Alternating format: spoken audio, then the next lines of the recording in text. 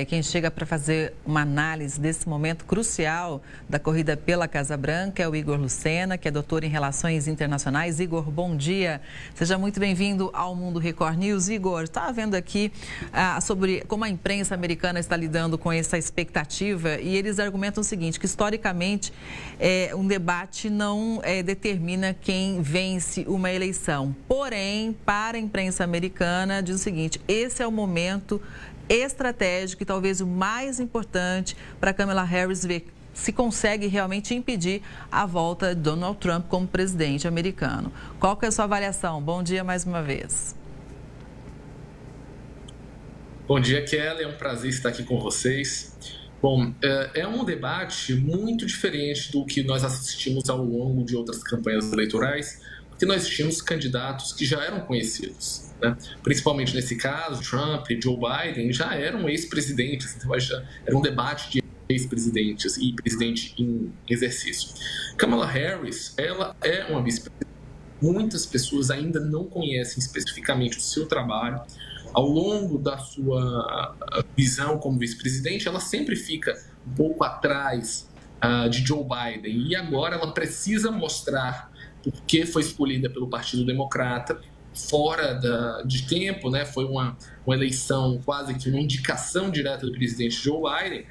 E ela teve um ponto interessante, porque quando Trump estava, de fato, com uma situação muito favorável em pesquisas e na própria opinião pública depois do atentado, ela surgiu como um furacão e aí ela ganhou o chamado momento eleitoral. Esse momento passou e hoje a gente não tem favoritos. Então, vai ser um debate que, apesar de ter trocas de acusações que a gente espera, as decisões, divisões políticas são muito diferentes, principalmente sobre migração, impostos e como os Estados Unidos devem se comportar com outras nações, como a Europa e principalmente a América Latina.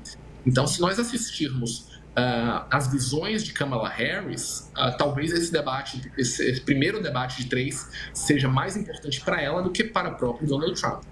Inclusive nos bastidores, vou até aqui jogar uma pimenta nessa nossa conversa. A gente falava sobre essa questão do Musk, né?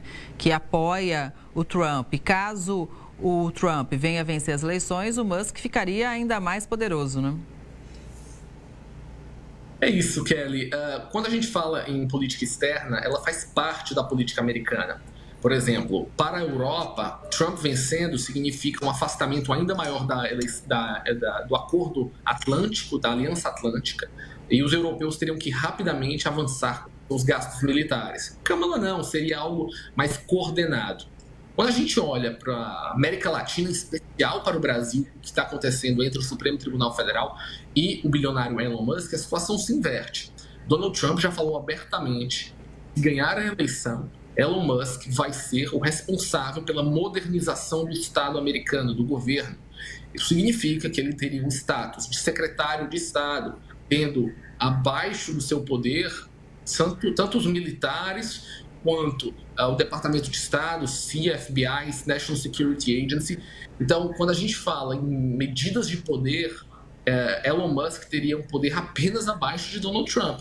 Então, o nível de discussão que o próprio Supremo Tribunal Federal e as autoridades brasileiras teriam com ele a partir desse momento seria completamente diferente e afetaria radicalmente as relações entre empresas brasileiras e americanas. A gente sabe que hoje o mundo, apesar de existir diplomacia em acordos, mas o governo americano utiliza seus instrumentos para impor suas vontades. Ele fez isso no planeta inteiro.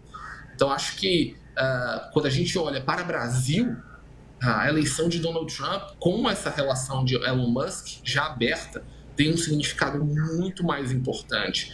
E por isso acho que todos nós brasileiros e as autoridades brasileiras vão ter que olhar com lupa o que vai acontecer com isso. Eu gosto de dizer, assim, do ponto de vista radical, que as nossas exportações para os Estados Unidos são apenas 3% das importações americanas. Mas para o Brasil, a gente importa 30% para os Estados Unidos. Então, é muito importante o que um presidente americano ou um secretário de Estado pode fazer com a economia brasileira.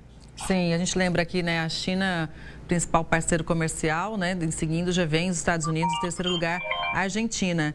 Igor, eu acho assim, muito importante a gente trazer alguns tópicos também, porque como a Câmara é vice-presidente, ela é vidraça nesse momento, né? Então, obviamente que um dos tópicos que o Trump vem batendo há bastante tempo é a questão da imigração, né? Que realmente cresce a cada dia e é um problema que a gestão Biden não administrou muito bem, apesar de ser um desafio que vem não apenas nessa gestão Biden, vamos ser aqui claro também. E o Trump, ao mesmo tempo que bate nessa tecla, também tem feito algumas declarações não delicadas, muito agressivas em relação à raça e até a beleza da Kamala. Isso foi até capa de revista nos Estados Unidos, dizendo que ele era mais bonito que a Kamala Harris. Como é que isso repercute internamente? É claro que a gente fala tanto da importância econômica, a relação internacional dos Estados Unidos, mas internamente, você acha que isso tem algum impacto para o eleitorado ou não? Kelly, eu acho que isso tem um método, tá? Não é algo extremamente apenas de uma crítica ou de uma misoginia ou até mesmo de um radicalismo. E por que tem método? Porque a batalha que nós estamos assistindo hoje, nos próximos meses, não é pelos Estados Unidos inteiro.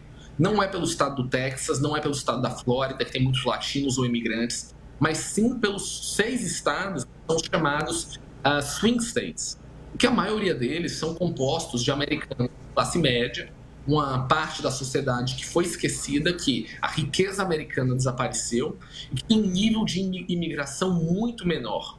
Esse americano classe média, geralmente branco, um homem conservador, é ele que Donald Trump está falando. Ele está tentando mostrar que ele é a pessoa que representa os interesses desse americano, que Kamala Harris, por ser uma filha de imigrantes, por ter a tonalidade mais escura, na verdade não representaria esse americano, mas sim os imigrantes e os estados que são os estados mais ricos, mostrando que há uma necessidade de quase uma comunhão com essas pessoas. E por aí ele quer ganhar os votos dessas pessoas que são líderes nos chamados swing states, que são aproximadamente 6 estados que de fato vão decidir as eleições daqui para frente.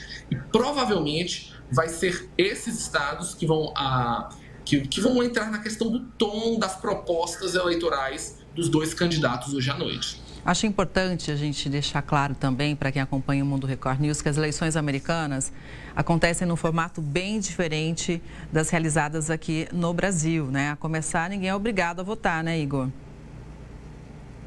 Exatamente. É importante para todos os nossos telespectadores entenderem que o voto popular não define o presidente americano. Em várias eleições, candidatos com mais votos individuais não viraram presidentes. O que define o presidente dos Estados Unidos é a quantidade de votos no chamado colégio eleitoral. E o que significa isso? Cada estado americano, cada um dos 50 estados, tem uma quantidade de delegados.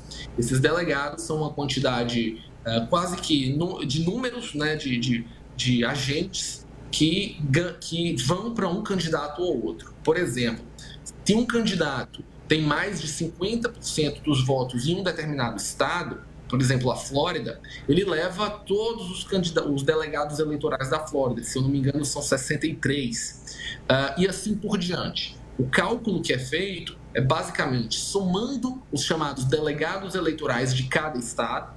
E a partir do momento que um candidato, seja Harris ou Trump, tiver a maioria dos delegados eleitorais, o Congresso americano decreta ele como presidente americano.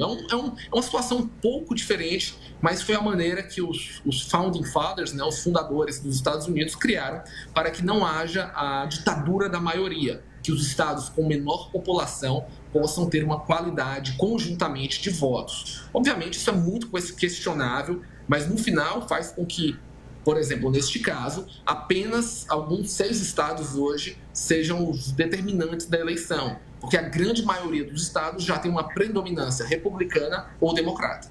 Pois é, e a gente acompanha tudo isso de perto, porque como você, inclusive, trouxe agora há pouco para a gente, né, Igor? O que acontece lá tem impactos globais, inclusive, para a gente aqui no Brasil, de uma forma ou de outra. Igor, é sempre muito legal te ouvir, obrigada pela sua análise, um bom dia para você e até a próxima.